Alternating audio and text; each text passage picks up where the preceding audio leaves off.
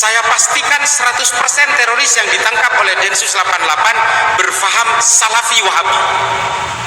Saya pastikan itu.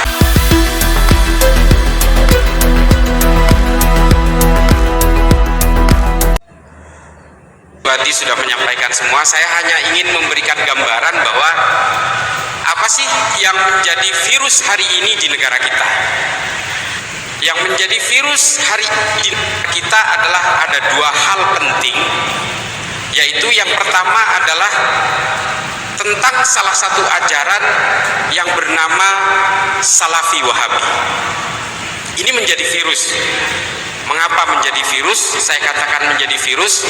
Saya kebetulan tenaga ahli pencegahan radikalisme, ekstremisme, terorisme di Mabes Polri. Saya melekat bekerja sehari-hari dengan Densus 88. Dan saya harus mengakui jati diri saya karena apa yang akan saya sampaikan ini adalah data-data dari temuan saya ketika saya berhadapan langsung dengan teroris-teroris yang baru ditangkap. Saya harus akui itu. Dan saya punya data berdasarkan pengalaman saya ketika saya bertatap muka dengan mereka. Saya pastikan 100% teroris yang ditangkap oleh Densus 88 berfaham Salafi Wahabi. Saya pastikan itu. Kalau ada yang mau bantah, silakan datanya ke saya. Jadi kalau kemudian ajaran-ajaran Salafi Wahabi mengharamkan maulidan, mereka melarang tahlilan, mereka melarang haul, teroris yang ditangkap oleh Densus 88 juga melarang hal yang sama. Perbedaannya di mana? Kok seolah-olah ajaran-ajaran dari ustadz-ustadz Wahabi ini kok kayaknya sejuk-sejuk semua. Pintu pembukanya adalah ustadz-ustadz yang hari ini beredar di media sosial dan juga di televisi. Itu pintu pembukanya. Produk terakhirnya itu adalah mereka yang bergabung dengan kelompok-kelompok teror yang bernama JI, JAD, JAK, JAT, JAS, MMI, MIT, MIB, NII, Khilafatul Muslimin. Saya 5 tahun di Amerika khusus mempelajari pergerakan-pergerakan kelompok radikal ini. Saya tinggal di Amerika, saya hidup di Amerika, saya belajar Islam di Amerika. Saya belajar tentang sejarah dan filsafat Islam di Zaytuna Institute di Berkeley di California. Kebalik, menabi orang itu ajar agama nikah de Arab. Saya kebalikannya, saya ke Amerika. Tapi nggak apa-apa, ilmu itu ada di mana-mana. Lalu kemudian apa yang membuat ajaran ini kemudian membentuk orang untuk pada akhirnya melawan negaranya, dan mengapa kemudian ajaran ini membentuk orang supaya secara tega dia bisa menghalalkan darah orang meskipun satu keimanan sekalipun, satu tafsir sekalipun. Bapak Ibu sekalian, saya sudah pernah ke Afrika berkali-kali. Saya sudah ke Somalia, ke Tanzania, ke Somaliland, sampai ke Sudan, negara tanduk Afrika. Saya sudah membelah Afrika ke bagian tengah, Kenya, Republik Afrika Tengah, Bangui, lalu kemudian menyusuri pantai barat Afrika, Nigeria, sampai ke Liberia di Monrovia. Di Somalia ada kelompok teror yang paling ditakuti di Afrika, namanya Al-Shabaab. Di Nigeria ada kelompok teroris yang paling ditakuti di pantai barat Afrika, namanya Boko Haram. Di Afrika Tengah ada kelompok teroris yang paling ditakuti bernama Seleka. Di utara, di Sudan, ada kelompok teroris yang paling ditakuti bernama kelompok Hasan Turabi. Di Pakistan ada kelompok, saya sudah juga ke sana. Di Pakistan ada kelompok teror bernama Laskar At-Taibah. Di Thailand Selatan ada kelompok separatis kemerdekaan Thailand Selatan. Di Filipina, saya juga pernah ke Filipina, ada kelompok namanya Abu Sayyaf. Di Suriah juga ada kelompok yang paling ditakuti hari ini yang bernama Jabhatun Nusrah dan juga Liwa'ut Tauhid. Ini semua adalah kelompok-kelompok teror yang berfaham Salafi Wahabi. Di YouTube banyak yang membantah ini. Saya tantang. Kalau Kalau memang tidak percaya bahwa teroris yang ditangkap oleh Densus itu hari ini berpaham ini, saya bawa ke penjara, ketemu langsung dengan terorisnya, saya tantang. Mereka punya pemahaman yang sama. Kelompok-kelompok Salafi Wahabi, kelompok-kelompok teroris yang hari ini ditangkap Densus 88 punya pemahaman yang sama. Perbedaannya adalah orang-orang yang tidak percaya bahwa kelompok Salafi Wahabi ini akan menjadi teroris, ini adalah orang yang baru berkenalan dengan ajaran ini. Produk akhirnya akan menjadi teroris. Kenapa? Ada salah satu konsep dari kelompok ini yang kemudian dipakai hingga hari ini, yang dicetuskan oleh seorang pemikir Islam bernama Ibnu Taimiyah pada abad pertengahan, yang ditulis dalam kitabnya bernama Majmu' al-Fatawa. Konsep ini yang disebut dengan konsep al-wala wal bara. Betul ulama. Itulah mengapa kelompok Hizbut Tahrir Internasional yang kantor pusatnya di Wahab untuk kebutuhan konsumsi kekuasaan politik kerajaan Ibnu Saud di Arab Saudi, lalu kemudian digulirkan oleh Said Qutb, Hasan al-Banna dan sebagainya Mesir, lalu kemudian digulirkan lagi di Arab Saudi yang kemudian melahirkan Osama bin Laden. Ajaran-ajaran Muhammad bin Abdul Wahab ini kemudian memecah menjadi dua bagian, yang bernama Salafi Wahabi Hijazi dan kemudian yang satu adalah Salafi Wahabi Haroki, yang nantinya akan melahirkan Salafi Wahabi Jihadi. Ada tiga jenis dari kelompok ini. Lalu kemudian Said Qutb menulis dua kitab besar selama di penjara oleh Presiden Gamal Abdul Nasser, yaitu kitab yang bernama Fi Dhilalil Quran dan Ma'at fil Thori. Setelah Said Qutb digantung oleh Presiden Gamal Abdul Nasser, adiknya kemudian kabur ke Arab Saudi dan mengajar di Universitas Riyadh, menulis sebuah kitab yang bernama Jahiliyatul Qornil Isrid. Nih ajaran-ajaran ini yang kemudian lahir di negara kita hari ini, dialirkan beserta uangnya, mengalir beserta pendanaan yang luar biasa. Untuk apa? Menumbangkan Nahdlatul Ulama. Karena kalau Nahdlatul Ulama tumbang, selesai semua. Pancasila tidak akan ada artinya. Yang menjadi perekat hari ini dari berbagai keberagaman ini adalah Nahdlatul Ulama. Mengapa? Indonesia adalah populasi terbesar umat Islam di dunia. Paling besar umat Islam di dunia ini adalah Indonesia. Dan organisasi terbesar dari seluruh organisasi berbasis keagamaan Islam di dunia, yang paling besar adalah Nahdlatul Ulama. Tidak bisa dipungkiri, ini statistik, ini indeks.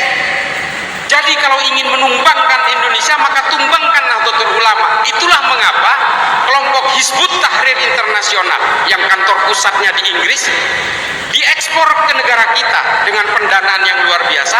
Tujuannya apa? Untuk memecah belah umat-umat di kalangan Nahdiyin. Ini tujuannya. Ajaran-ajaran Salafi Wahabi diekspor paksa beserta uangnya datang ke sini. Untuk apa? Memecah belah umat-umat Nahdlatul Ulama ini. Saya tidak ingin mengglorifikasi lalu mendewakan dan memberhalakan Nahdlatul Ulama di sini. Tapi saya berbicara tentang riset-riset yang empiris. Yang saya katakan tadi adalah Phil Caruso dari Tillman University melakukan riset ini bertahun-tahun di Indonesia. Dan kemudian mereka menyadari, orang-orang Barat menyadari bahwa Nahdlatul Ulama ini adalah pasak, poros utama dari keberagaman bangsa kita. Pancasila tidak akan ada apa-apanya tanpa Nahdlatul Ulama. Ini harus diakui. Saya tidak ingin mengatakan Pancasila sakti. Pancasila sakti, tapi Nahdlatul Ulama jauh lebih sakti menurut saya. Ini mohon maaf, saya tidak ingin mendegradasi Pancasila, tapi yang namanya filosofi Grondslag, Pancasila ini adalah filosofi Grondslag di awang-awang. Dia adalah aturan-aturan tanpa dogma. Tapi kalau agama, oning dogma, tahu dogma, percaya nggak percaya harus percaya. Nah, ini hanya dimiliki oleh basis-basis ilmu keagamaan yang kemudian mengalir di dalam NU, dan NU ini punya sanad-sanad keilmuan dari tabi'in sampai ke sahabat dan Rasulullah. Nah, inilah kemudian yang harus kita jaga, sanad keilmuan ini. Sementara gerakan-gerakan ideologi transnasional yang datang dari Arab, yang datang dari mana-mana ini harus kita tolak. Dan ideologi-ideologi berbasis Islam yang menyerang kita hari ini, juga termasuk yang menyerang Nahdlatul Ulama, termasuk komunisme juga mengalir ke kita. Mereka mengalir diam-diam. Cuma persoalannya memang komunis ini sudah tidak punya otot, Pak. Dia sudah tumbang di negaranya sendiri. Tapi kalau Salafi Wahabi sebentar lagi juga akan tumbang di negaranya sendiri. Coba perhatikan. Hari ini Saudi sudah menyadari kesalahannya bertahun-tahun. Pangeran Muhammad bin Salman mengubah undang-undang negaranya yang berbasis undang-undang agama yang dulu dibanggakan sebagai ajaran paling murni katanya. Hari ini semuanya dirubah. Perempuan Arab Saudi hari ini sudah boleh nyetir mobil, sudah bisa jadi supir Grab, ke luar negeri sudah bisa tanpa mahram, ke mall juga sudah tidak dipisah antara laki-laki dan perempuan, dan pakai hijab sudah tidak wajib lagi di Saudi, kecuali di Haramain. Apakah dia mengubah hukum agamanya? Tidak, dia mengubah tafsir agamanya. Ini dikatakan oleh Muhammad bin Salman di dalam salah satu saluran TV namanya Frontline. Muhammad bin Salman hari ini memenjarakan ulama-ulama Wahabi. Korek. Ini loh hari ini betul-betul menjadi kebingungan orang-orang Salafi Wahabi di Indonesia. Mereka ingin menjadikan Indonesia seperti Saudi zaman dulu. Saudi ingin berubah seperti Indonesia hari ini. Semuanya serba terbalik. Dan inilah ideologi. Bapak Ibu sekalian, agama itu bukan ideologi, tapi tafsirnya ideologis. Harus kita akui itu. Mufassir membuat produk-produk tafsir sesuai zamannya, sesuai situasi yang dihadapinya. Kalau mufassir itu hidup pada zaman keterpurukan politik, maka produk tafsirnya tentang keberdayaan politik. Contohnya Ibnu Taimiyah membuat ajaran al-wala wal bara karena Ibnu Taimiyah hidup pada zaman keterpurukan politik Islam. Setelah Bani Abbasiyah diserbu bangsa Mongol lalu runtuh pada tahun 1258, disitulah Ibnu Taimiyah hidup.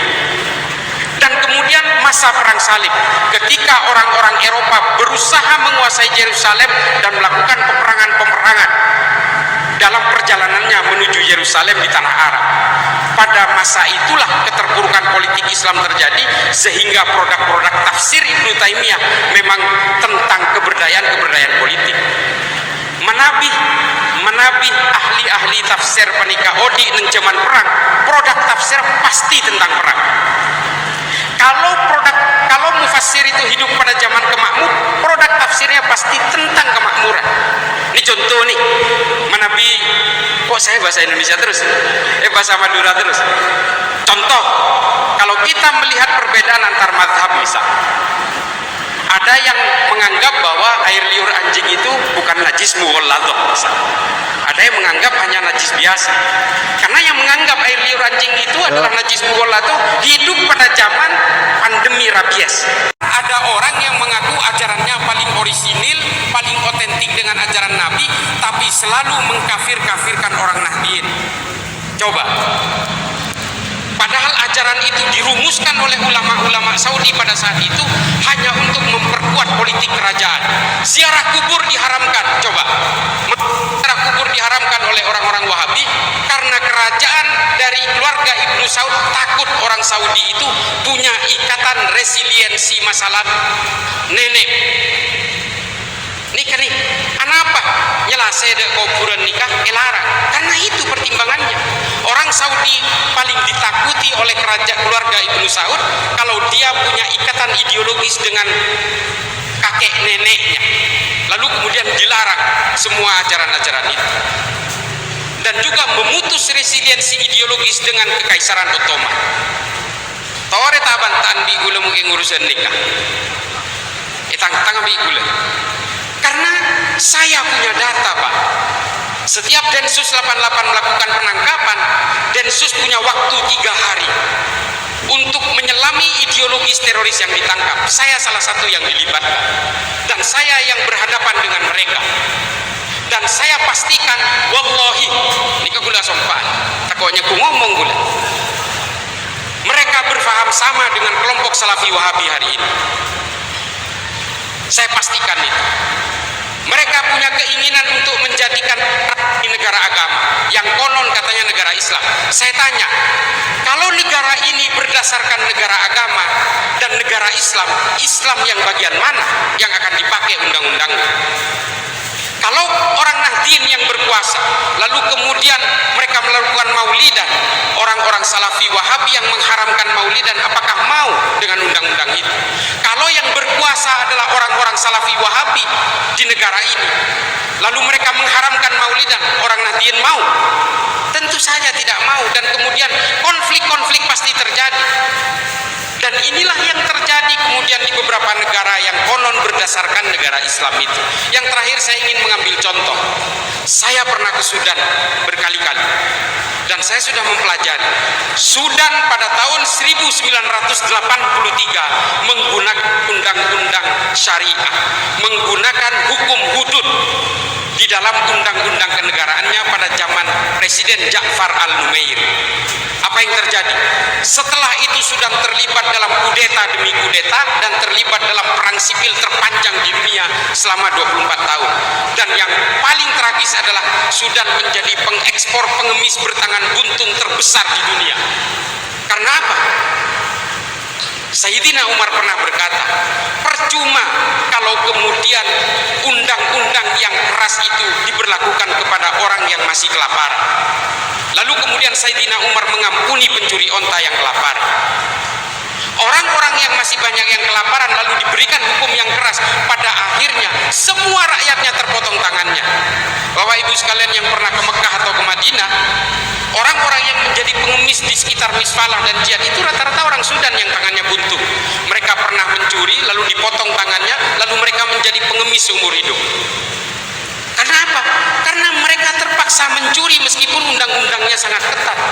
Karena kelaparan, keluarganya kelaparan.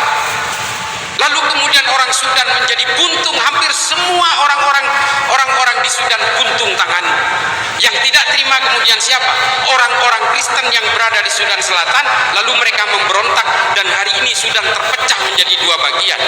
Sudan Utara yang beragama Islam, Sudan Selatan yang beragama Kristen. Ini kalau kita berbicara tentang perbedaan keimanan dalam suatu negara yang kemudian dipaksakan menjadi homogen dalam undang-undang. Bayangkan kalau Indonesia ini dipaksa menjadi negara agama dan menggunakan undang-undang Wahabi misalnya. Orang-orang Nahdien tentu saja tidak akan terima dan akan melakukan pemberontakan-pemberontakan. Konflik akan terjadi seperti yang hari ini terjadi di Suriah, di Libya, di Republik Afrika Tengah. Semua terjadi dan kemudian konflik-konflik antar masyarakat itu terjadi sehingga negara itu tidak sanggup bergerak sesuai dengan peradaban manusia. Bapak Ibu sekalian, apa yang ingin saya sampaikan ini adalah bahwa berbagai gerakan-gerakan ideologi transnasional hari ini sebenarnya sasarannya adalah satu, Nahdlatul Ulama. Gerakan-gerakan khilafah, Hizbut Tahrir internasional hari ini betul-betul berada pada tataran normatif, berada pada tataran-tataran di bawah permukaan. Mereka menjelma menjadi partai-partai politik, menjadi gerakan-gerakan di dalam lembaga dan kementerian. Ini harus diakui. Saya punya datanya. Kelompok-kelompok Salafi Wahabi ini sekarang menginfiltrasi polisi dan tentara. Di kepolisian 23.000 yang terpapar ajaran-ajaran ini. Di TNI 9.300 yang terpapar. Mohon maaf Bapak dari kepolisian dan TNI, saya bertanggung jawab dengan data ini.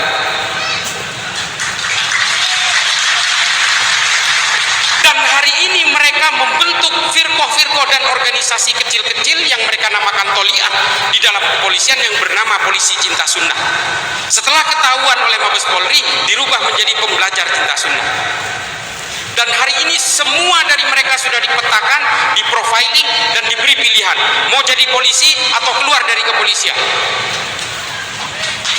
Sebagian dari mereka menyatakan keluar dari kepolisian. Mereka lebih memilih mereka, nggak apa-apa daripada kita, polisi kita dipenuhi oleh sampah-sampah ideologi seperti ini. Ini kan disiarkan. Polri hari ini mengeluarkan, bukan hari ini, bulan Juni mengeluarkan Perpol nomor 7 yang melarang ajaran-ajaran berbasis eksklusif dan berbasis radikal ini. Sudah keluar aturannya. tinggal diikuti oleh lembaga-lembaga lain. Polri menjadi motor, dan alhamdulillah saya menjadi tim perumus dari aturan itu. Jangan banyak si terwamati nagula nih.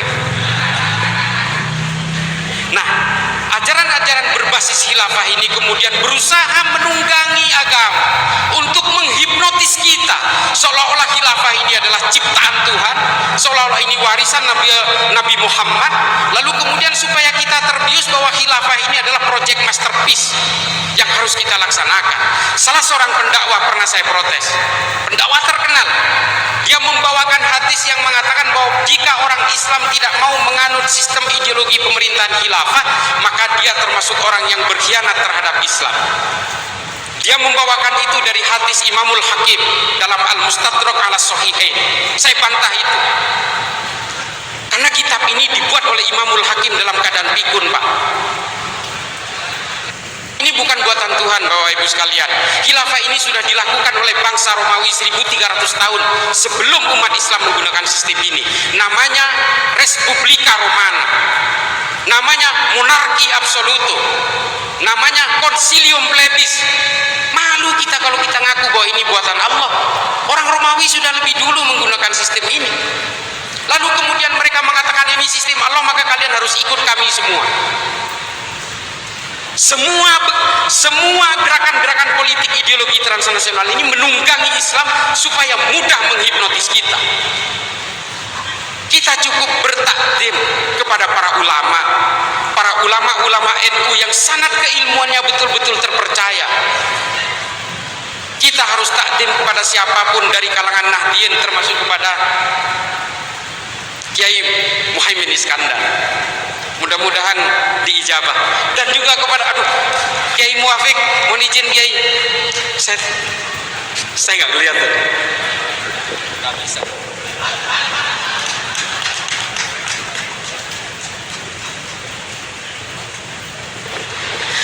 Panjang sekali kalau berbicara tentang ideologi transnasional, karena saya memang banyak sekali menggunakan metode pendekatan sejarah, Bapak Ibu sekalian.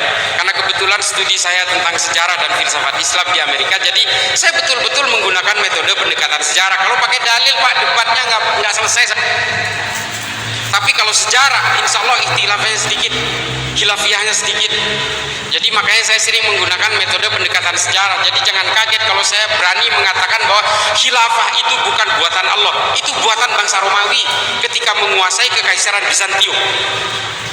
Yang mau membantah ini saya tantang, ayo, tapi belajar dulu, jangan cuma urat leher aja. Lalu Rasyidin dengan sistem syuro, karena konflik antara Sayyidina Umar dengan Sa'ad bin Ubadah yang luar biasa, kaum Muhajirin dan kaum Ansor sudah berhadapan menghunus pedang, lalu kemudian diambil jalan tengah, wasatiyah, middle path bahasa Inggrisnya. Jangan bahasa Inggris lah, nanti nggak ngerti. Nah, lalu kemudian diambil jalan tengah, ditunjuklah Sayyidina Abu Bakar. Disinilah paling awal digunakan sistem syuro, kesepakatan bersama. Tapi nanti pada zaman Bani Umayyah dirubah lagi menjadi sistemnya al-mamlakah, kerajaan dinasti, dari Muawiyah bin Abi Sufyan turun ke Yazid bin Muawiyah, Yazid bin Muawiyah turun kepada Walid bin Yazid. Jadi turun temurun dari bapak ke anak lalu ke cucu. Berubah lagi sistemnya. Pada zaman Bani Abbasiyah dirubah lagi, dirubah menjadi ahlul halli wal aqdi. Nah, nanya, mungkin nggak kalau sistem dari Tuhan kemudian diubah-ubah sesuai kebutuhan? Nggak bisa, ini nggak logis, Pak, nggak rasional. Nah, makanya saya membantah habis-habisan, termasuk Ibnu Taimiyah. Ibnu Taimiyah ini memang tidak semuanya jelek. Mungkin yang saya anggap sangat antagonis mungkin al-wala wal bara, tapi kritik Ibnu Taimiyah terhadap sistem ahlul halli wal aqdi ini patut kita hargai, karena menurut Ibnu Taimiyah ahlul halli wal aqdi ini adalah ciptaan bangsa Romawi. Saya sepakat dengan itu. Nah, inilah kemudian yang berusaha menyasar kita hari ini, berusaha menggempur orang-orang Nahdien, karena kalau Nahdlatul Ulama ini tumbang, Indonesia tumbang, Pak, udah percaya saya. Dan hari ini paling terakhir saya dilibatkan oleh pemerintahan Somalia untuk merumuskan bagaimana konflik di sana itu supaya cepat selesai. Persoalannya Somalia ini sistemnya sama Pak, agamanya sama, tafsirnya sama, madhabnya sama, manhajnya sama, ijtihadnya sama. Semua ulamanya lulusan Mekah dan Madinah. Mereka sepakat mengharamkan musik, mereka sepakat mengharamkan maulidan, mereka sepakat mengharamkan tahlilan, mereka sepakat mengharamkan haul, mereka sepakat mengharamkan ucapan Natal dan sebagainya. Mereka semua satu negara sepakat, tapi sampai hari ini mereka berperang Pak. Semua satu negara itu pahamnya Salafi Wahabi. Apa yang membedakan mereka? Yang membedakan mereka adalah al-wala wal bara.